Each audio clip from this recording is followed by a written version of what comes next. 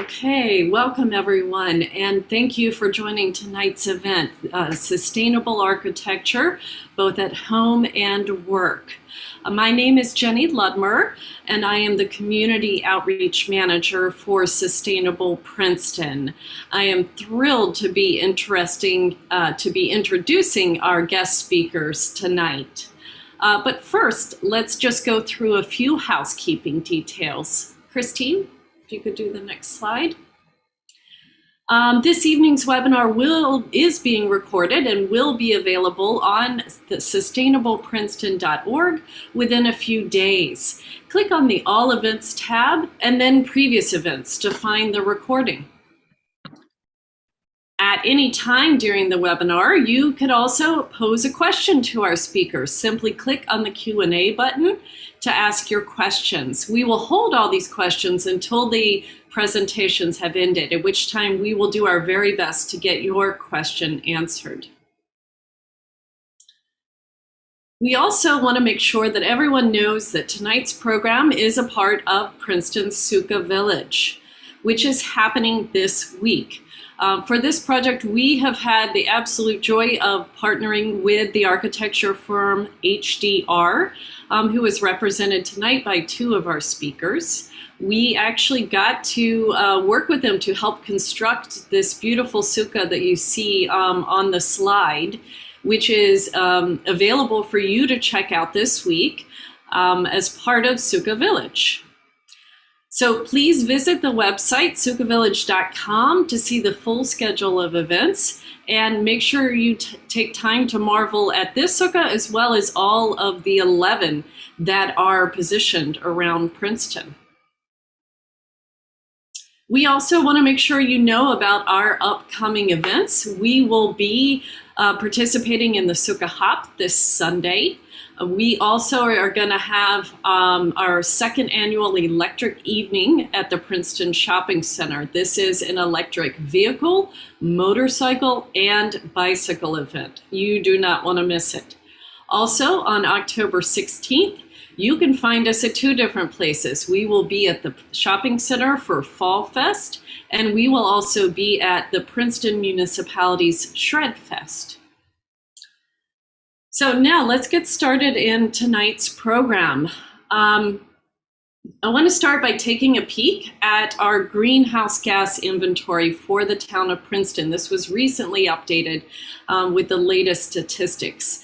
What you can notice by looking at the blue and the green pieces to this pie is that our buildings contribute 2/3 of our community's emissions. Next slide, please. So as you probably already know, Princeton has a climate action plan, and it lists about 85 actions that we can take to reduce those emissions. And of course, top of this list is the energy sector. There were 5 different sectors identified in the plan. So let's dive into that sector a little bit. The energy sector has a vision that's quite clear. It's that all Princeton community members efficiently use clean, reliable, and affordable energy. This was divided into 2 different objectives, but we're really going to talk about the first tonight, and that is reducing emissions in the built environment. I am pleased to report that we've already started making progress on some of these actions within that objective. 2 of them, 1.1 and 1.4, are looking at how we can help businesses and residents take advantage of utility energy efficiency programs, especially trying to help those people that are in the middle income. And so I'm happy to report that or to take this action right now by encouraging you to go to the PSE&G website, which is homeenergy.pseg.com, to learn how to take advantage of the rebates, discounts, and services that are available to help you make your home more energy efficient. Next slide. We also have 2 other objectives in this sector that have been initiated rather. Both of these objectives are looking at making our energy efficiency information about our buildings available to the public. So when we go to buy a car, we get fuel efficiency. Increasingly, when we buy appliances, we get their electrical efficiency. So this is the same concept getting applied to our buildings and our homes. And the Princeton Environmental Commission is currently considering how they might bring both of these actions to Princeton. So the good news is that our greenhouse gas inventory is trending down. You can see that from the blue line in the graph. Of course, we don't get to take credit for all of this. The most recent drop was a result of the COVID crisis. And so now the question is, how can we keep some of these trends that benefited our climate without all of the harm that has happened to the public as a part of this crisis? Okay, so I am thrilled to be introducing our three speakers this evening. We have Armin Zomarodi. He is the co-founder of Material Design Build. We have with us Gwen Kranzel-Stia, the Senior Design Coordinator at HDR, and Natalie Bouvo, the Community Planning Resiliency Lead at HDR. So we're going to start by having Armin introduce his presentation. So you can go ahead and turn on your camera, Armin, and join us while I read your bio. Armin got his first exposure to the building world deconstructing old timber frame barns with the New Jersey Barn Company during high school summers. After getting his bachelor's degree at the Evergreen State College, he studied architecture at the Parsons School of Design. He works with clients on the design and management of their project, as well as administering the daily operations of the company. Armin will give an overview of a selected project, highlighting the design choices and construction methods that make a high-performance building and how homeowners can achieve such results in renovations and new construction for themselves. So thank you for joining us, Armin. I hand it to you. Thank you for that introduction, and thanks for hosting us, Sustainable Princeton. Material Design Build was founded by myself and George Akers, who's also in attendance back in 2009.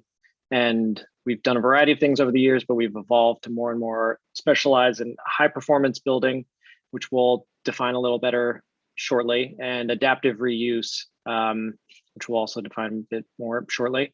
About 60% of our work is residential and 40% is commercial. And that work is a mix of renovation and reuse of existing structures, as well as new construction. This is mostly in the central New Jersey area, but we've also been working for the last 8 years in the Catskills of New York, which is where I am right now, mostly in Sullivan and Ulster counties. And yeah, could I see the next slide, please? Just getting into adaptive reuse, it's a pretty broad term for using the same structure, but for a different purpose. The two projects shown here, the one on the right is a barn that supposedly was originally the workshop of the Mack brothers, who founded the Mack Truck Company in Pennsylvania. That was deconstructed and then reconstructed by us on a site in Sullivan County near the Delaware River. And enclosed with SIP panels for a high level of insulation, and turned into a residence. This is a 5-bedroom house. It's quite big, actually. And on the left is a picture from Ironbound Cidery, which is in Asbury, New Jersey, not Asbury Park. And that was a barn that was on site and was renovated to be a tasting room and restaurant and base of their operations for production of cider. Next slide, please. A high performance building is a pretty general term that we use to talk about projects that incorporate what we are learning in the world of building science and applying that to architecture, in this case, residential architecture. I think, the residential world has been slow in keeping up with the application of physics to materials in the real world, and this is an attempt to reconcile that. So high performance building to us means projects that are using the kind of most durable, sustainable materials, the lowest carbon materials, but have high insulative properties, in terms of the exterior envelope, usually triple pane windows and doors, a high degree of air sealing, mechanical ventilation, and a number of things which I'll get into more detail. This is another project from, this is actually in Delaware County in New York, and this was a panelized project that you can see in construction on the right hand. This is the same project. This is kind of at the midway point. And these are 16-inch thick wall panels that are being used to build this structure. So it has a 2x6 interior wall, and then a 12-inch thick insulated blanket on the outside of it. And this is on a frost protected slab, which is basically think of a bathtub of foam that's filled with concrete that is like the cooler or the beginning part of the insulative form for this entire building. So it allows us to avoid doing a lot of excavation, minimizes the amount of concrete, which is one of the highest embodied carbon materials that we use in construction. And in some cases is also our finished floor. Try the next slide, please. So here's more about high performance building and kind of the general tenets of it, which is, we want to control bulk water. So we want to limit the ability of water to get in the building from rain or from groundwater or from water being transmitted through the soil. We want to allow water vapor to escape. We want to promote, controlled drying of buildings assemblies. We know that they're going to get wet. We have to think how are they going to dry? Is it to the inside or to the outside? And making sure that the vapor can escape and avoid mold and deterioration of our structure and the health of the occupants. We want to control air movement. For many years, there was a saying that buildings need to breathe and people need to breathe and materials need to dry, but we want to control the air in our buildings. And so we do that through air sealing, and that can be done in various ways during the construction process, but making sure that we have a continuous air barrier throughout the building envelope. We want to promote healthy air. So because these buildings are tight, we take responsibility for mechanically ventilating the space. And so that gives us the opportunity to reduce pollen and indoor contaminants, outdoor contaminants, and exchange the air from the inside to the outside on a controlled basis. We're going to reduce our energy usage by going well beyond code in our insulation levels and the type of glass that we're using and frames that we're using in our windows and doors. And we're going to try to electrify the building. So we know that we can get low carbon sources of power, ideally, in electrical form, and we'll use that to run air source heat pumps or mini splits for heating and cooling needs. We try to emphasize the use of induction ranges for cooking, so we're not creating combustion inside the house and introducing additional water vapor and carbon monoxide and cooking more efficiently. And we want the buildings to be durable so that if they lose power, they're not going to lose heat rapidly or gain heat too rapidly. That previous project that's in East Branch of New York in Delaware County, I was there when it lost power for 2 days. It stayed above 65 in the building in the dead of winter when it was in the single digits outside. So these approaches can create resilience just by default. Ideally, you want to have the power running as well, so you can condition the air. But next slide, please.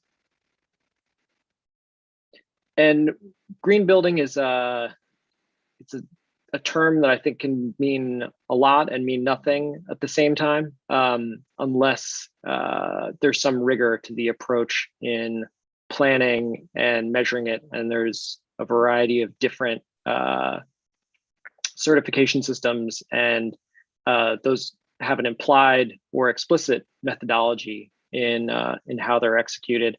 LEED is one that you may have heard of.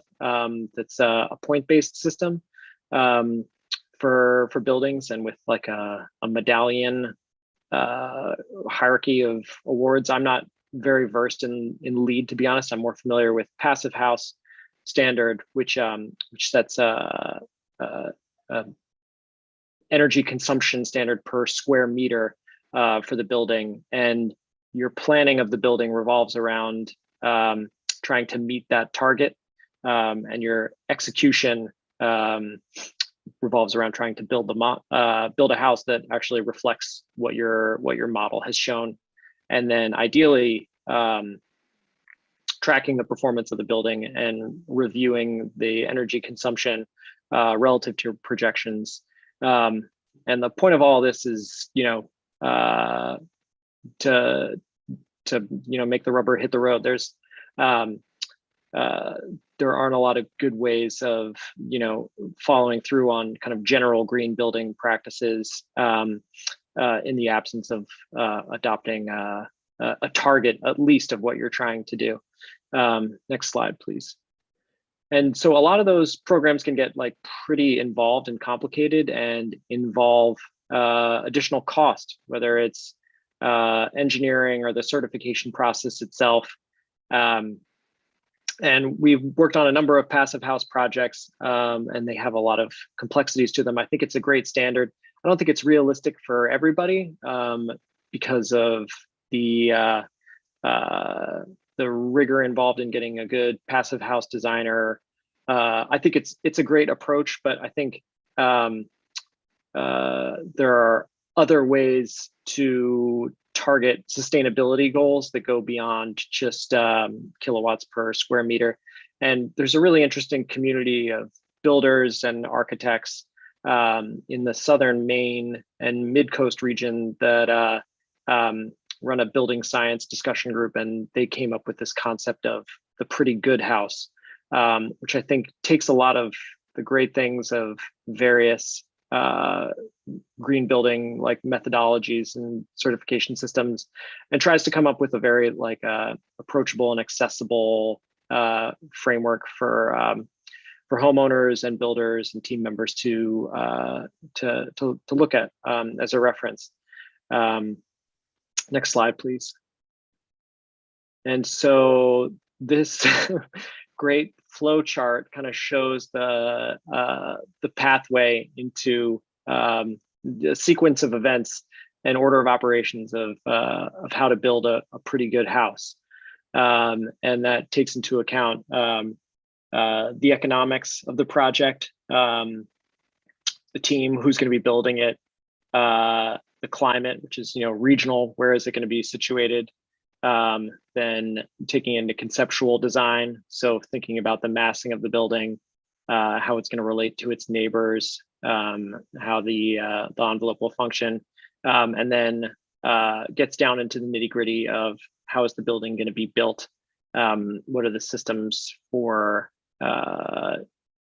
enclosing it, insulating it, keeping it dry, heating it, cooling it, lighting it, and how are you going to incorporate the behavior of the people once you leave as a builder, to maintain those systems and to know how to operate them and be sure that they know what they're getting.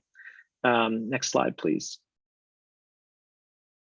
So we are, in our role as like a design build company, like the first question that we ask people is, like, are you building a project because you're bored or because you need it? And need is always a tricky word to establish. But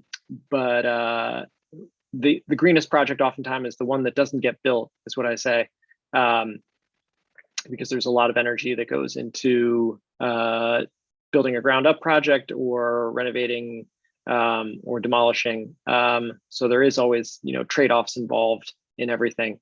And also is just downsizing an option, because most projects that we get approached with are about expanding the amount of square footage that people use rather than reducing the amount of square footage they use.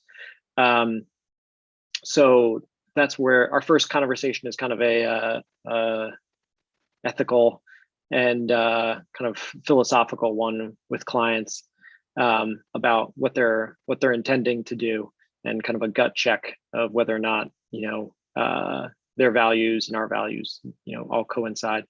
Next slide, please. So in the Pretty Good House framework, the first question is, what's the economics of the investment, and if you get a return on investment of 5% or greater from your investment in enhanced insulation, windows, etc. Oh wow, 2 minutes already. This went way slower than I thought you would do that. So I'm just going to skip ahead a few more.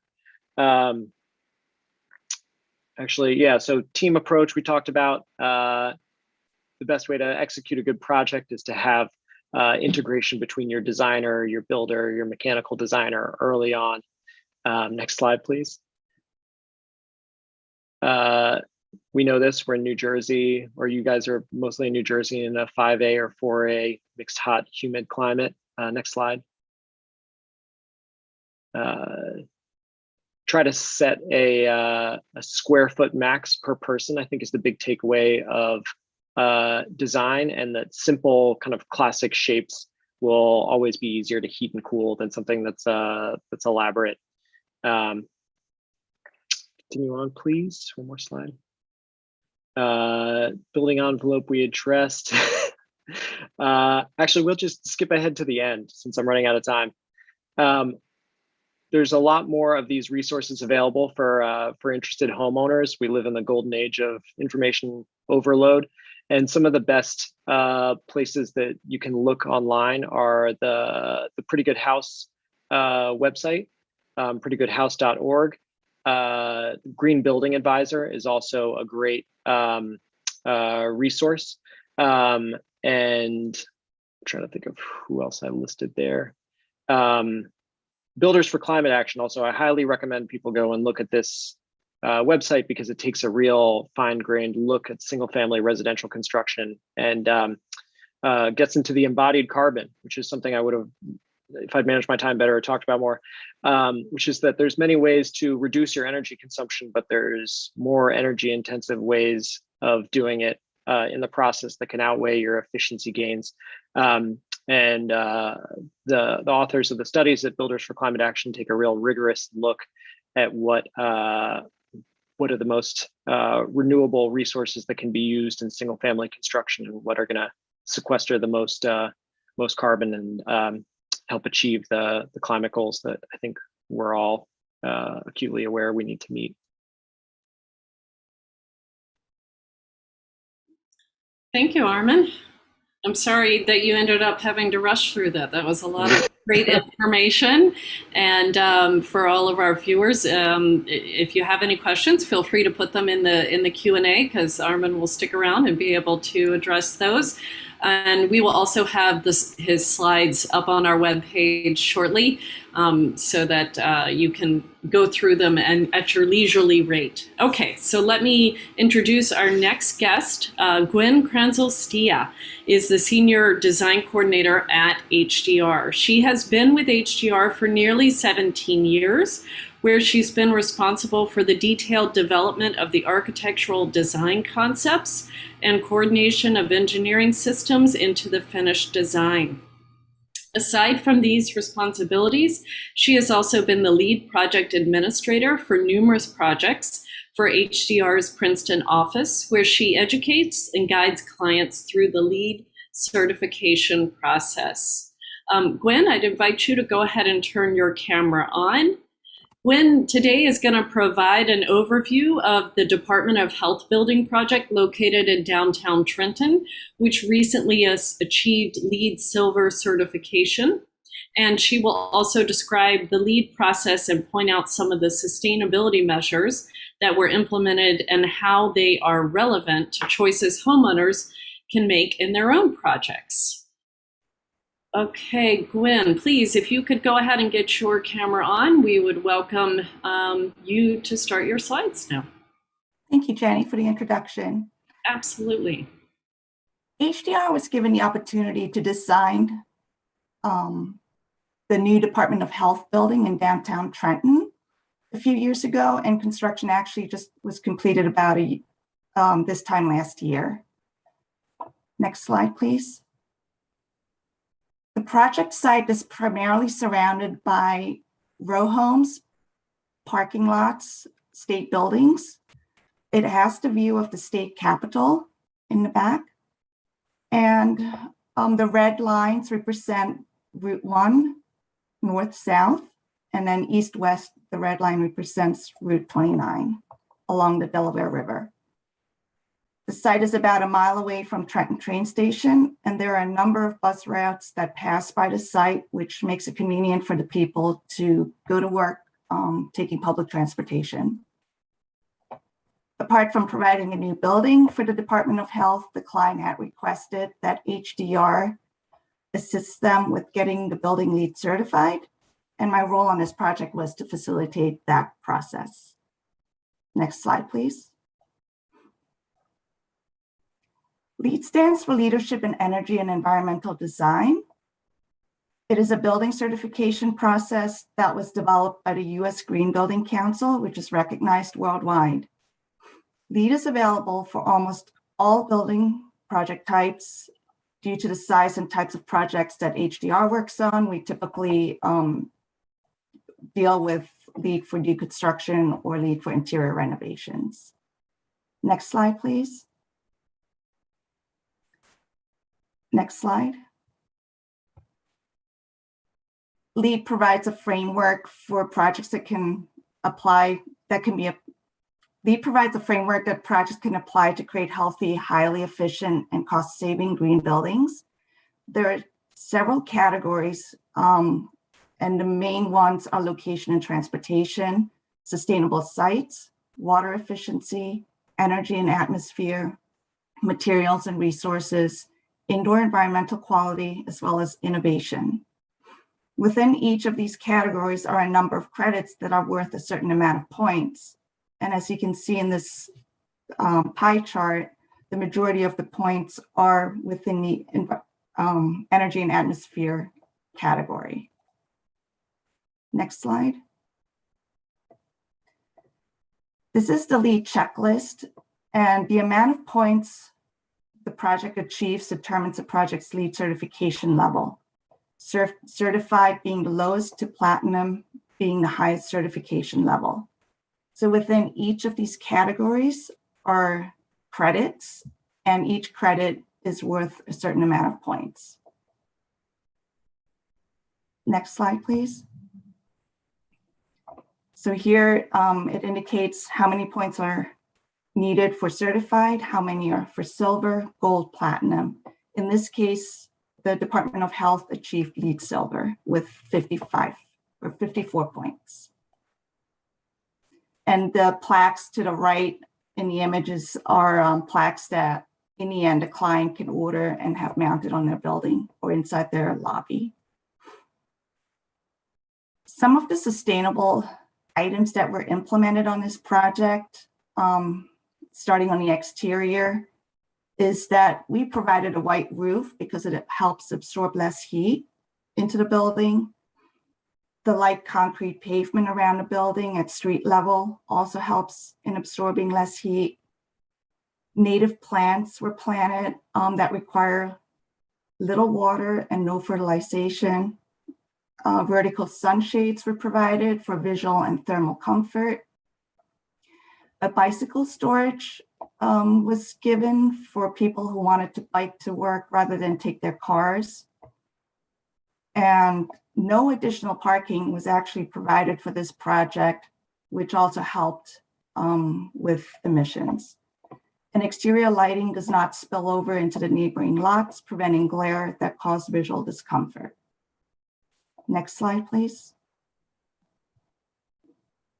This is a typical floor plan where the open workstations were placed along the perimeter of the building, allowing for natural sunlight to enter and giving occupants a healthy work environment, while the core elements such as toilets and elevators and some conference rooms that didn't need any natural light were placed in the center of the floor plan. Windows along the perimeter provide natural daylighting. Regularly occupied spaces such as open workstations, break area, and conference rooms were placed along the perimeter so that they experienced the natural light and views to the outdoors. Providing low cubicle walls also allowed for occupants to look outside while they're seated. Adjustable desks were provided for ergonomics and well-being. Using glass partitions in front of some of the conference rooms also provided daylighting throughout. And the selection of simple, durable materials such as carpeting, floor tiles, paint that have no or low volatile organic compounds were selected. And low flow fixtures such as faucets and toilets were also selected to help save water and energy, as well as occupancy sensors were installed so that when a person left the room, the lights would turn off automatically, and LED light fixtures were installed throughout, helping in save energy. The takeaway from this is that green buildings consume about 26% less energy. They have 13% lower maintenance costs. They have about 27% higher occupant satisfaction, and also 33% lower greenhouse gas emissions. Thank you.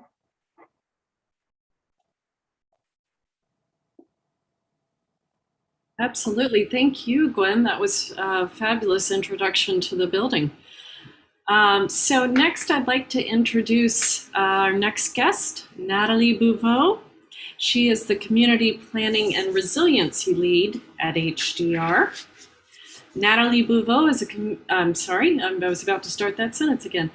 She works in the Boston office, and as an architect, planner, and urban designer, Ms. Bouvo brings design and stakeholder engagement to the forefront of her projects. Working for the development of resilient buildings, gray and green infrastructures, nature-based solutions, and innovation for integrated design approaches. Her work also centers on the built and social environments and economic impact assessments. She has been teaching on resiliency and sustainability at Harvard University Graduate School of Design, Northeastern University, and Wentworth Institute of Technology since 2011. Natalie, if you could please turn on your video and join us. Natalie will be giving an overview of community scale climate change vulnerability assessments and what they mean to the average citizen. Thank you for joining us, Natalie. Okay, I can start my video. Okay, great. So thank you, and thank you all for joining on a Thursday evening. And I thought that today's presentation would be not on the doom and depressing aspect of climate change, but on the empowering aspect that property owners can take to increase resiliency. Next slide, please. So for the last 9 years, I've been working on resiliency project, but before that, I was working on sustainability project. And now the two are kind of merging in the sense that sustainable projects that are reducing greenhouse gas also are likely to reduce the impact of climate change, as we see by extreme events such as extreme precipitation or heat wave. And as shown by this summer event, we all have to adapt to a new normal. That means something different according to where you live in the US. But in Princeton, it's a change for extreme heat and flooding, most likely caused by extreme precipitation. And one of the challenges is to make it relevant to our personal experience, where we live and where we work. And while city or state agencies or federal agency have certainly a role to play, there's also a role to be played by each of us in different means. So basically, one of the challenges we had on several projects was, what does it mean for a homeowner and for a typical house type where you live? So this is Cambridge, Massachusetts, where I happen to be tonight, but it's somewhat similar to a wood frame house that you might find in Princeton. And some of the recommended strategies are also adaptable to different house sites. But one thing is to install solar panels. And why is this meaningful? Well, we are likely to experience brownout during extreme heat event because of peak unload demand on the energy infrastructure. So, but the solar panel will also help you build autonomy, providing that you have a battery to store and to store the energy, but that is becoming more achievable. It will provide autonomy during energy shortage due to flooding or extreme heat as well. A second measure that can be taken would be to replace asphalt roofing with light color reflective shingle that meet LEED standards. So it's similar to what Gwen mentioned as a white roof, but it can be done on a residential house, and that will also help reduce heat gain on your property. A rain garden is a garden that capture and retain water, so it delay the time it reach and reduce it reach the stormwater system. It also reduced the amount of water that reaches stormwater system. The flash flood we saw in the recent months were caused by short-term duration storm, which means that those are those very short, extreme, intense rain event, and you cannot design a stormwater system to capture that amount of water. So this is where the more you increase the retention capacity of a city, the better off you are, and that needs to happen at every parcel. It also helps reduce the extreme heat, as vegetation is much better than asphalt in absorbing heat gain during extreme heat event. Along the same line, you can replace asphalt with porous surface, and that also helps the flooding risk and the extreme heat. Replacing or complement your boiler with a ductless mini split system, and now in many places you can have a financial help in implementing these. Will help protect flooding by providing clean energy and cooling as well. And it will prevent from flooding if you, of course, build it above the flood elevation. So even just raising your system will help. Make your windows and doors airtight. Replace all the caulking around your windows and door, as a first step. Or you can replace your window to perform energy loss. And that will keep your house cooler during extreme event, because it's a good insulation, prevent heat gain, as well as it it will be more efficient during extreme cold. You can install electric sub-panel for critical utilities to operate on backup power, and you can elevate or relocate your main utilities that usually are in the basement to be above flood water elevation. And you might know what it is, in your basement from experience. You can use flood resistant materials, so then you can recover quicker from a flood event. You can clean your storm drain close to your house so the pipe infrastructure can function at maximum effectiveness. You can plant and preserve trees. That will help during extreme heat. And you can insulate the roof, the basement, and the exterior wall to also address extreme heat and flooding. So these are kind of very simple measures that can be done by increment to improve at individual level comfort and resiliency of a house. Next slide, please. If we shift to a small business, what can be done?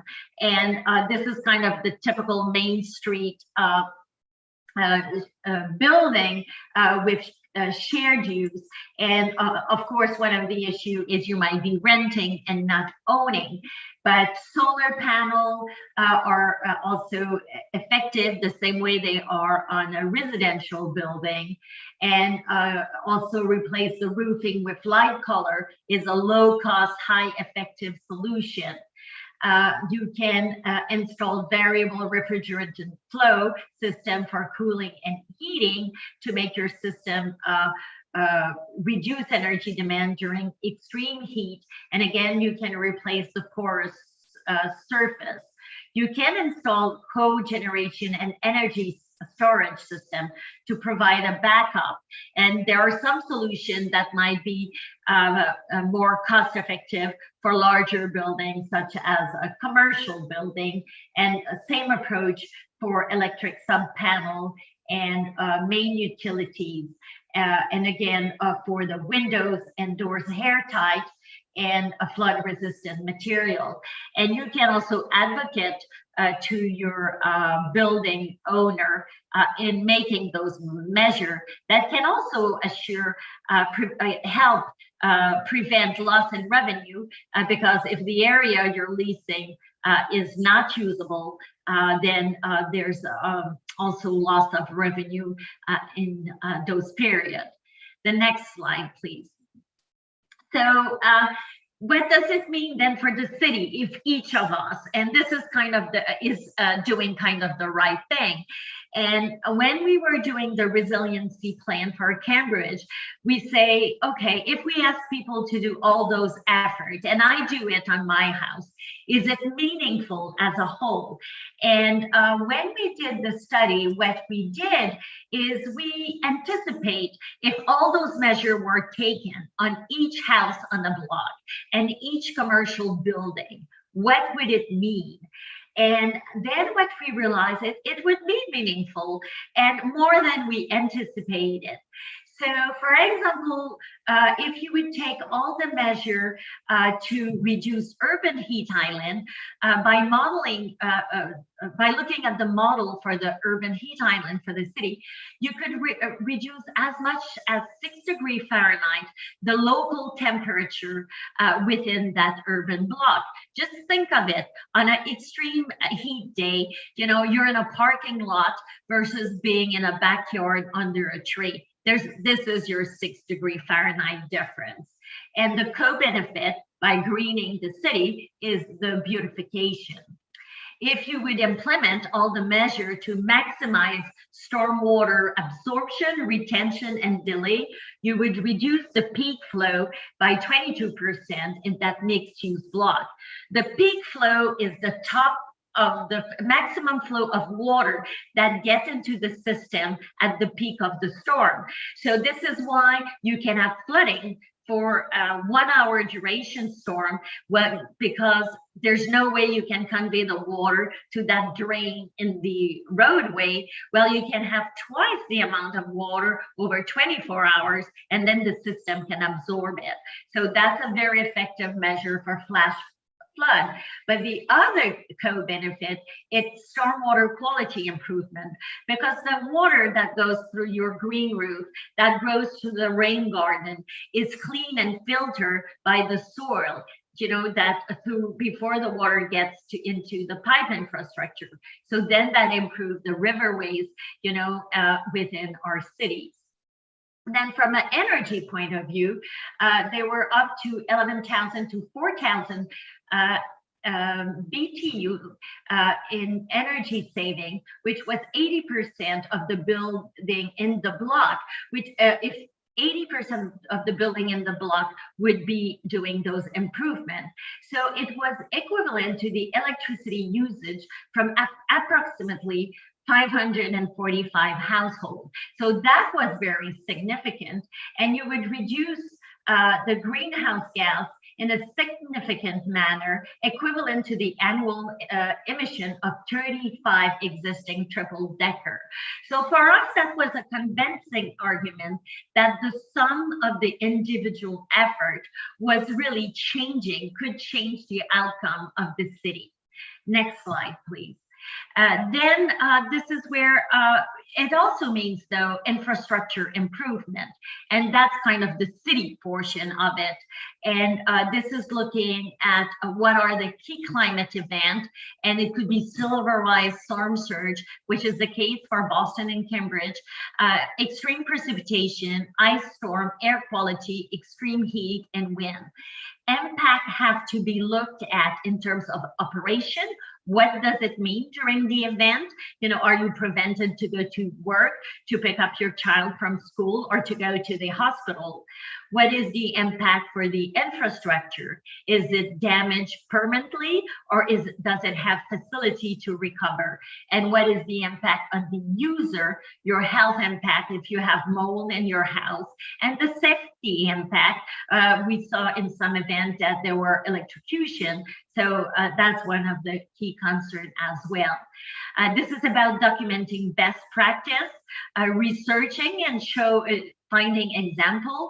So on the top is a Green Street as built in Cambridge, where there's a maximization of tree planting, but also of planting bed for the trees that also work as rain garden.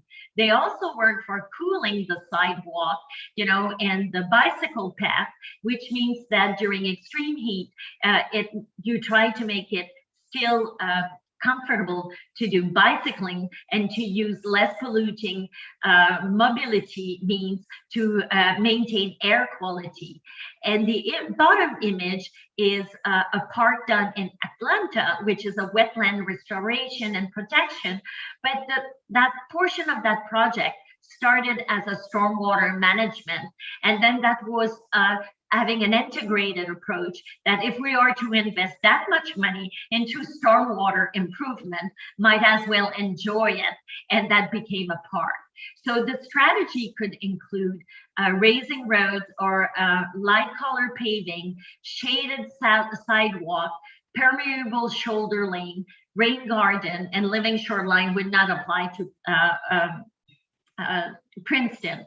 But these are the range of approach, and this is looking for every project what would be a comprehensive means, looking at hardscape and also green solution.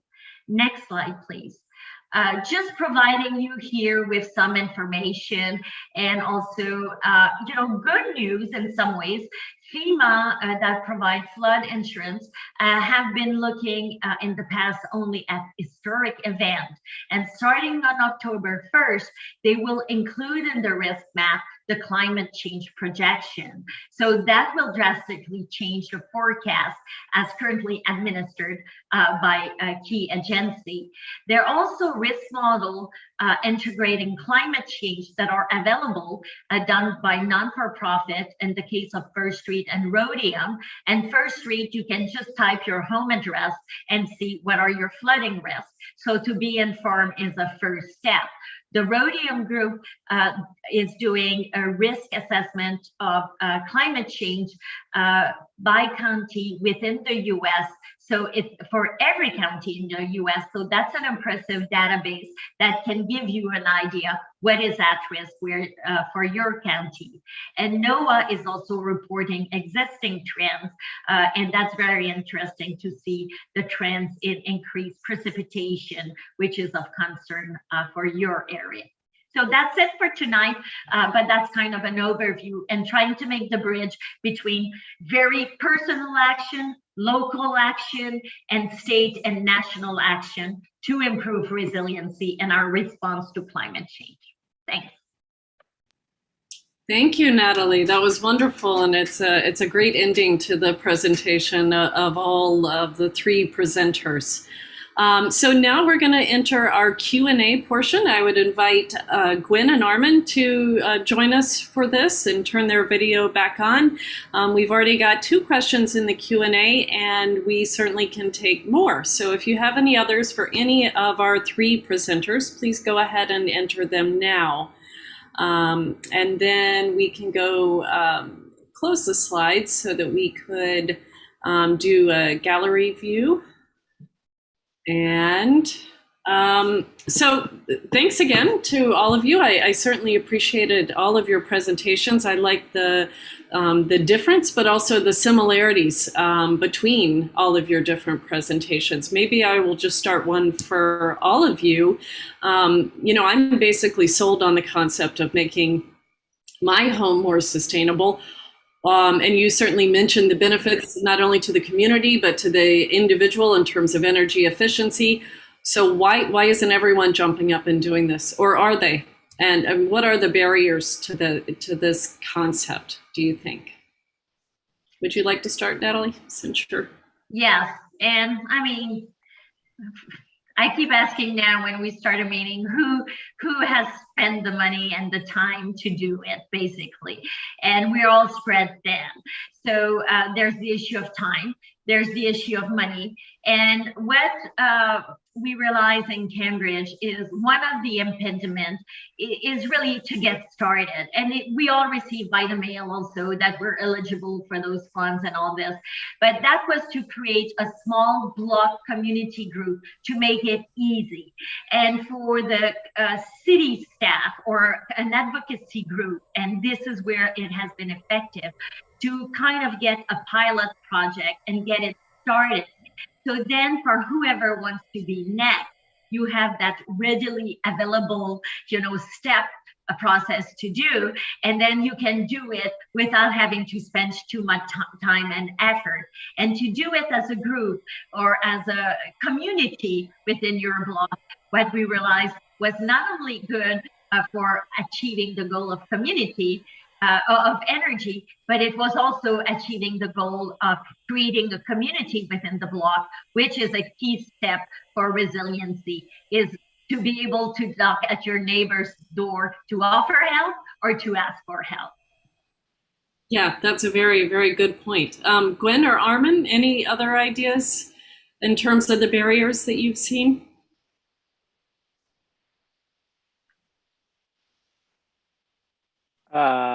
I think, well, the last question actually in the Q&A kind of gets to this, that in some places you may have obstacles in the form of historic districts that conflict with best practices and increased compliance costs because of the historic districts oftentimes getting precedence over sort of individual initiative to improve efficiency in a project. And that's something that I think slowly people are coming around to realizing, like, there's always going to be trade-offs, and which one is more important, the fact that, the houses will still be there at the extreme end versus them looking cute and vernacular.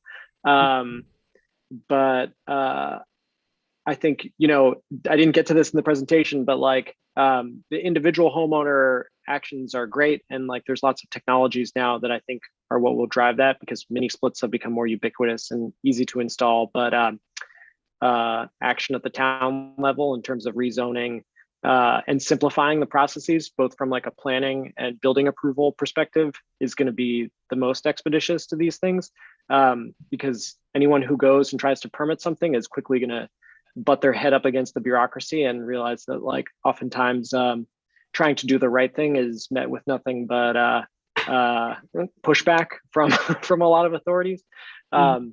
But I know George has had good success with the project that he recently worked on with energy raters and state incentive programs and rebates. So he may be able to chime in more about other resources that are available for homeowners to help them like get past the first goalpost, as it were. Yeah, George, do you want to comment on that? I think the first thing that I've learned when working with clients is I think there's a lot of education that still needs to be done. Oftentimes when we're brought into a project very early on, people have a set idea as to what they want to accomplish in their construction.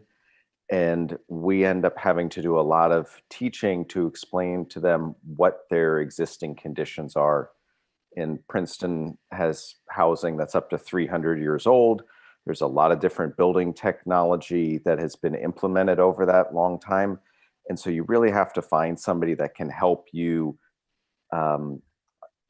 help them understand how their house is physically working, and then try to figure out how can we make your goals also meet the environmental goals that we need to do. As you said, what is it, 2/3 of the emissions of Princeton or something like that is wasted through our houses. And if you look at the housing stock specifically of Princeton, the houses pre 1950, some of them have no insulation.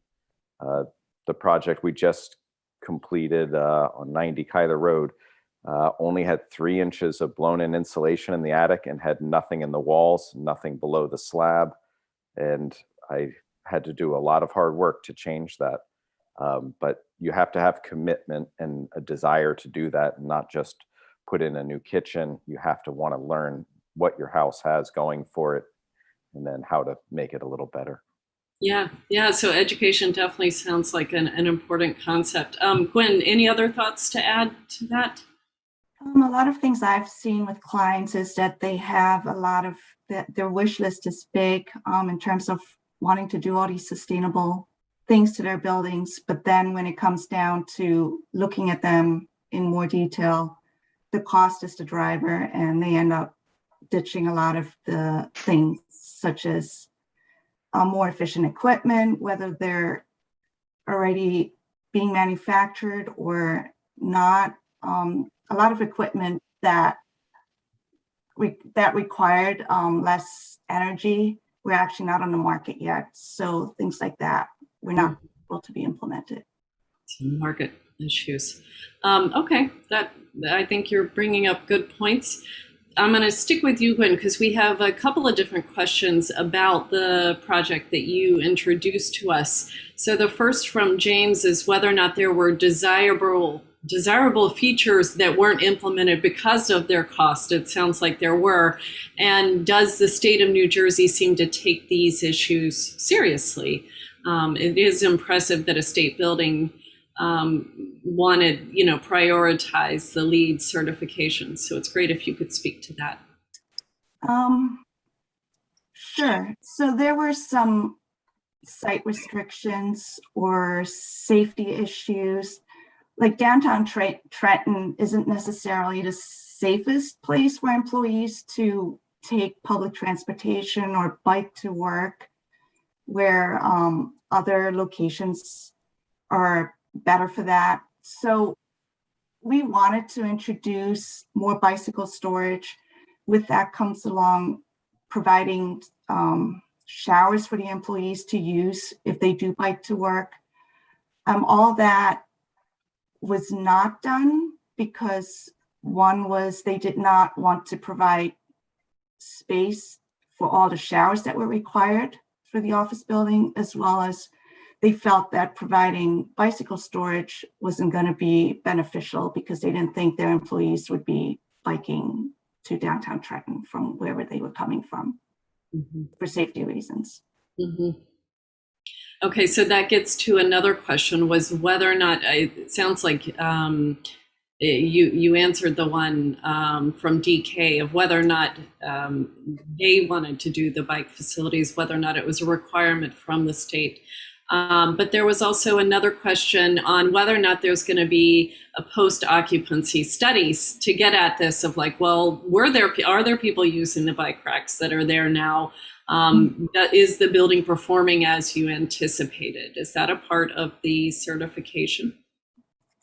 It is not, that part isn't part of the certification. There is one requirement that we went for, which has to do with ergonomics in a workplace. And the client had agreed to provide, for instance, adjustable workstations, chairs, just to make the employee's life more comfortable in the workplace. So that requires them to perform a survey after 6 months of moving into the building, to gain an understanding from the employees as to how the space is functioning for them, their work environment.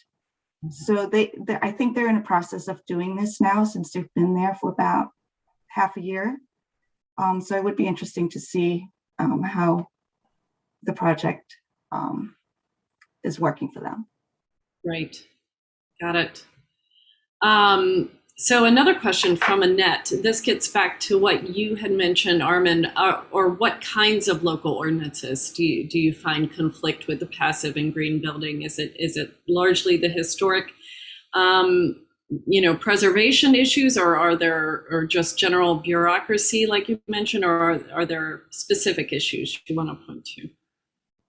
I didn't get to the slide in the show, but there's a great one showing how much easier it is to get to the passive house standard of the low kilowatt per square meter, depending on how much basically bigger you make the building. And so I'd say the number one problem is zoning. If we allowed for denser building, we could have much greater efficiency per square foot of house that's constructed, far greater than individual efforts on individual houses. So I think that's not something that we face directly, because we don't usually do multifamily housing, but in the bigger picture, that's the thing that's going to make a substantive impact. Specifically, like in New York, where we've worked, in the city, in Brooklyn as well, we have run into issues of having to go through landmarks approval to get triple pane windows approved. That look like they're divided light or double hung, but actually have the air sealing of a tilt turn style window. Most double hungs will never have that same level of air tightness. Within Princeton, I think Princeton, you get into the real challenge of, buildings are really expensive per square, or real estate is really valuable per square foot in Princeton. And how much you can take up of your lot is very constrained. So if you're adding square footage by, say, putting exterior insulation on your building, you're not being rewarded by the town or given a waiver for increasing the energy efficiency of your building, which, it would be nice if the ordinances were structured such that they reward people for doing that with expedited plan review, or who knows. But if there were more carrots rather than sticks, that would be great. Yeah, no, that makes a lot of sense. Natalie, I'm curious if you have comments in thinking of the community at large, what we could change in terms of policies to make things better implemented, these sustainability issues anyway. So yes, and zoning has to be changed at the same time that you're changing the measure. And we realize that there are unintended consequences of some of the zoning requirements. So we were looking at the percentage open space requirement per parcel, for example, in Cambridge, and they were not meeting the goal that we were setting for pervious surface. So we did look at it and work with the zoning group to change that. And also, but then it was the issue of also benefiting the public realm. So we gave extra point if that greening or open space was abutting the sidewalk. So there was those kind of trigger effect. And same in Boston, we worked on resiliency design guidelines that went to the core of the zoning as well. I think one aspect for density, which is kind of interesting because it gets very loaded, within communities. This has to be connected with also the availability to public infrastructure and to parks and to a certain lifestyle.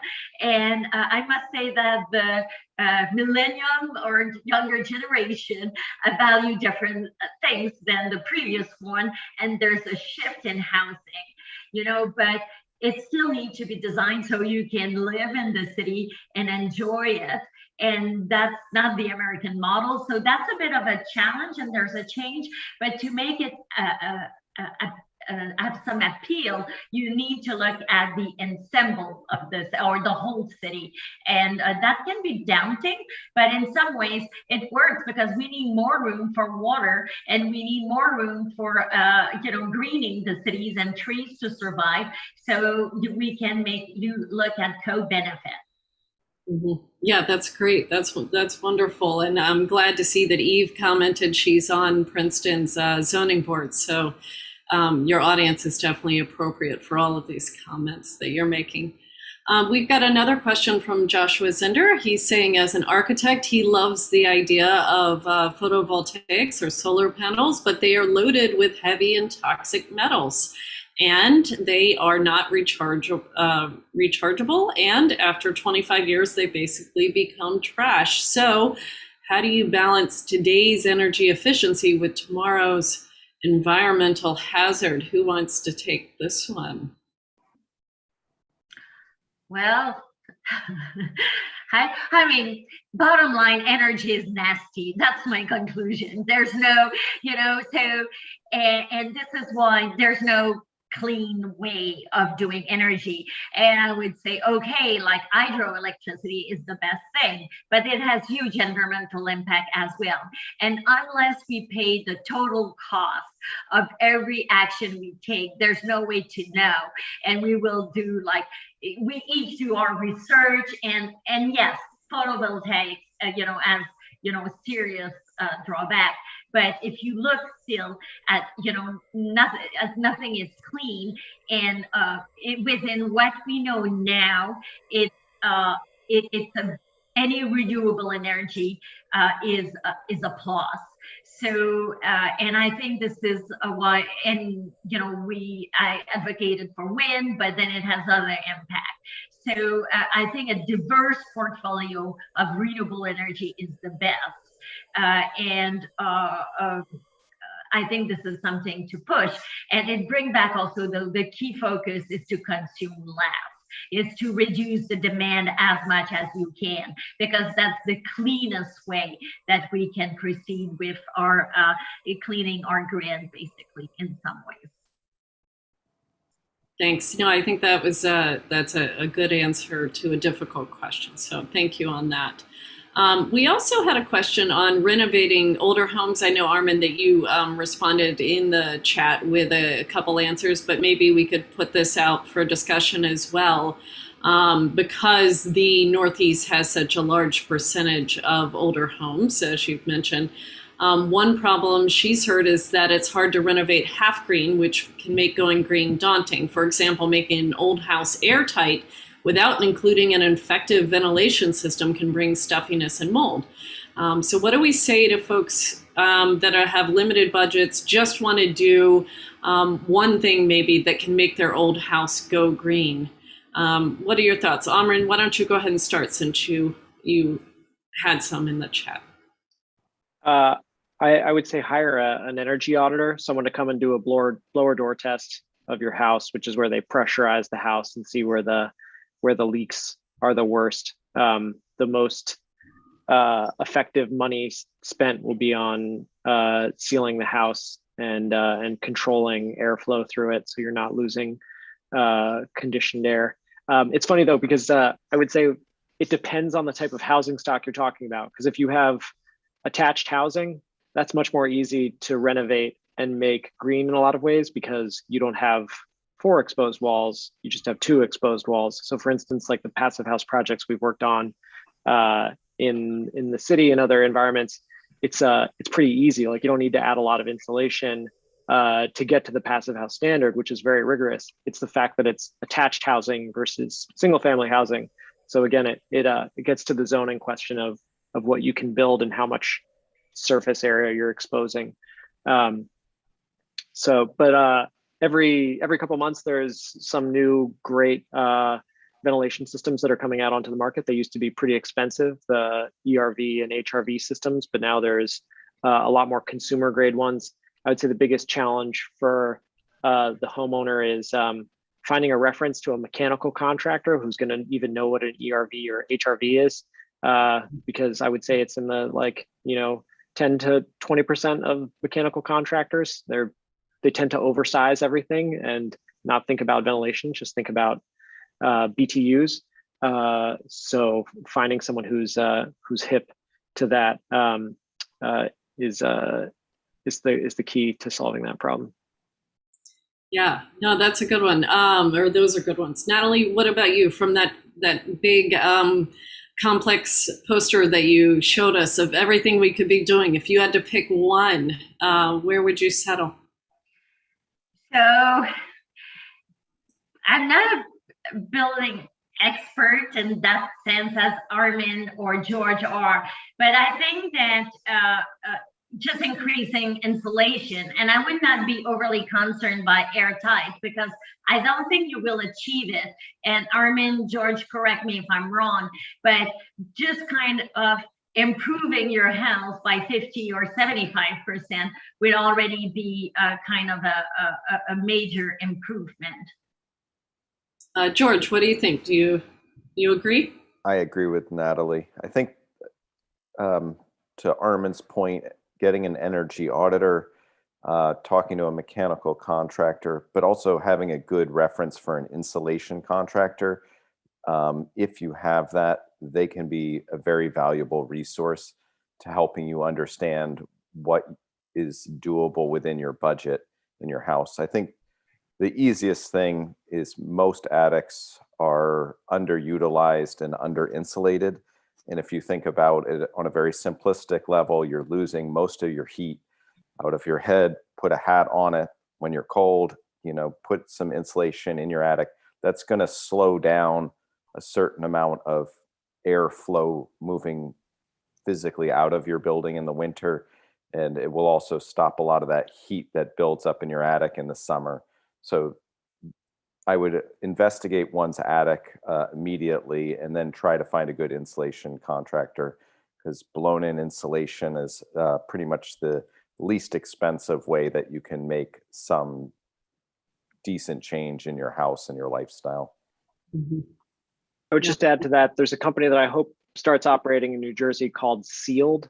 They've been working in New York for a couple of years right now, and they basically package this whole thing where they'll come do the audit.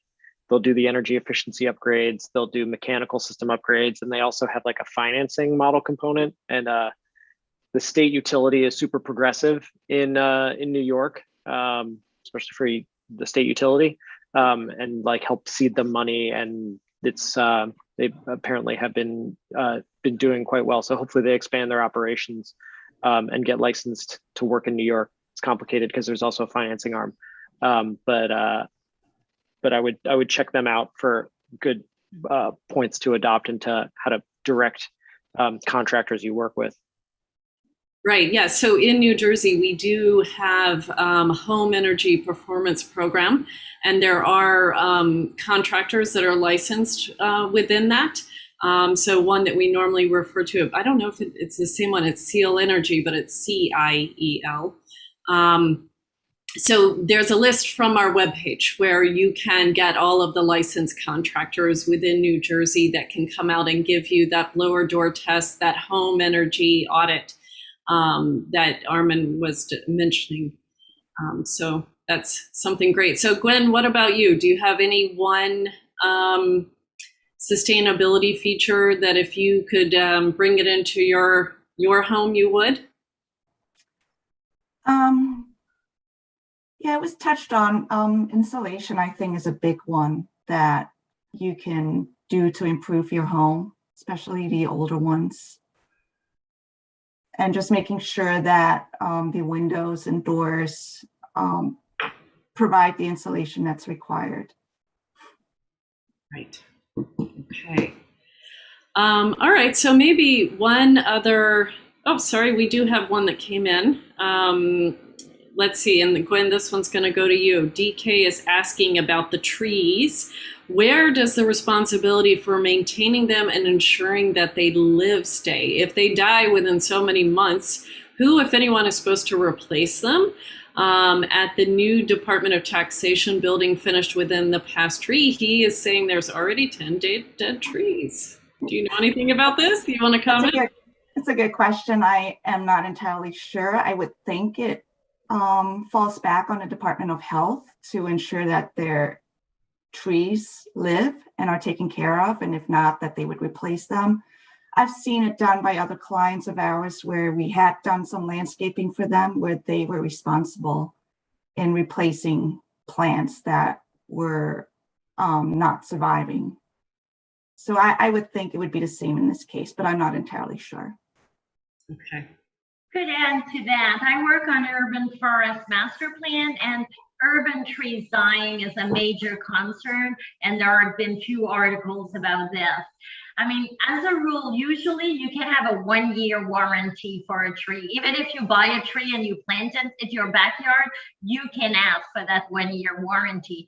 So when cities or plant trees along a roadway, for example, the contractor have 1 to 2 year warranty to replace the tree if it dies. One of the challenge is who maintains the tree, and that's a drain on many parks and recreation departments that don't have enough budget to do that.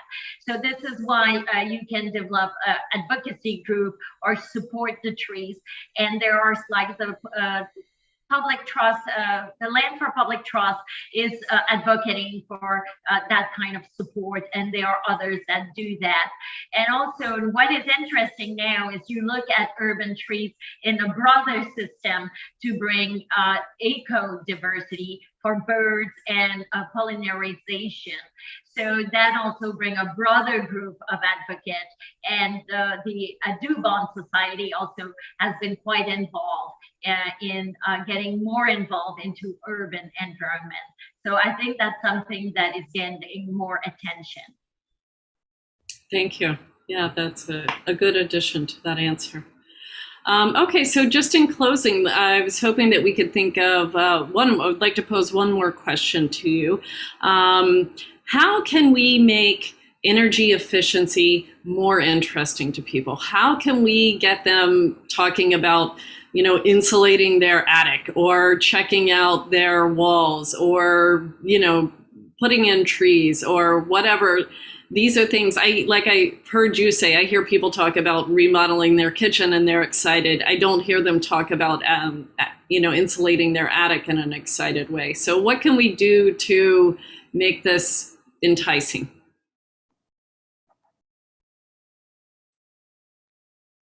I think there was a study about, George, you want to go for it? I don't know, Armin, you can go first. Well, anecdotally, right, there was this study about when you start giving people their energy bills and it compares them to their neighbors, that was effective in getting people to reduce energy use. That positive social proof is a more effective motivator than trying to scold people about excessive energy use being bad. It doesn't really answer your question, but that way of thinking of positive social proof, I think, oftentimes when people see their neighbors putting up PV or something, that's also is a motivator as well. Yeah, it tends to or spread. something like that. Yeah. Yeah, any other thoughts? I do have a thought. One of the things I actually learned from Armin, who was really the biggest proponent in our company to pushing a more healthy house and a better insulation package, I didn't realize until I built our first passive house how much more enjoyable it is to be inside of it. And this is incredibly hard to explain to any client or anybody, that there's no hot and cold spots in these houses. They are nearly silent, almost too silent, because then you can hear your refrigerator or something like that, and it can be annoying. But the level of comfort is something that you feel and you can't really explain. And I personally live in a 1955 slab on grade ranch, just north of the high school a little bit. And it was always cold. I remember our kids sitting by the heater, waiting for it to turn on. And then I did a massive renovation. I spent a ton of effort in insulating the house, and our energy bills have dropped by $150 a month. And the house is constantly the same temperature throughout. And it's so enjoyable. And you can't really describe this. So I suggest anybody that can go on vacation and stay in a cold place in a passive house will help sell it for you. Once you understand what it feels like to be in one, you'll understand why builders and architects and designers believe in it so much. So that's my only advice to anybody who wants to build better. Yeah, that's great. I like that idea. Natalie? Well, I think that's a great point. I mean, one of the challenges, energy is cheap in the US, and so you consume it. I mean, you don't have real financial incentive to do that. And to talk about making it more expensive, you get into the equity. So it's a tricky question. I really like George's answer about wellness. And I think that this is something which is challenging about sustainability and resiliency. It's always such about privation in some way. You have to cut something, you have to pay for it, And I think that if you can turn that into positive and empowering, it's important. And I think that a well-insulated house and a well-built house is a healthier house. And LEED was very savvy about it. LEED building will not give you cancer. I mean, that was kind of what was under the line, So, I mean, you want to be honest and true. You don't want to distort the data. But I think to take a positive spin is something important. And wellness and well-being is an important element. Yeah, that's a good point. Gwen, any other ideas about how we can get these ideas to spread? I was going to mention the same thing Armin did in terms of how to maybe convince somebody to update their home, and that is to show a difference between a house that's older and less efficient to a newer, more efficient home, and showing numbers and data and comparing those to encourage the homeowner to do something about it. Right. So that gets back to the idea at the beginning of having a sticker when you sell your house of, hey, this is the report card for your home and its efficiency. Yeah, great idea. And so we have another comment in from Brad, who reported that he did an energy audit, bolstered his insulation in his townhouse. He's been there over 20 years, including the attic, and he's still waiting to do his kitchen. So that's great that he prioritized insulation over the kitchen. And Kristen's adding, to get more people interested in energy, put more specific and clear sustainability metrics on a Zillow and Redfin. Yes, I love that idea of really making it a part of buying a house. It's not yet part of that decision here, but that is starting to factor into real estate in California. So I'm delighted to hear that. That's wonderful. Wonderful addition. So I think with that, we will close out this evening's seminar. We really appreciate each of you for joining us and sharing your ideas, thoughts, and knowledge. I'll do one more quick plug for our upcoming events. Make sure you've marked your calendar for September 26th at the Sukkah Hop, October 1st with our electric vehicle, bicycle, and motorcycle ride and drive, as well as October 16, our upcycling event with the municipality Shredfest and our scarecrow making at the shopping center. All good things coming up. And thank you once again to Armin, Natalie, and Gwen. We really appreciate each of you for joining us and sharing your ideas. Have a great night. Thank you. Thank you.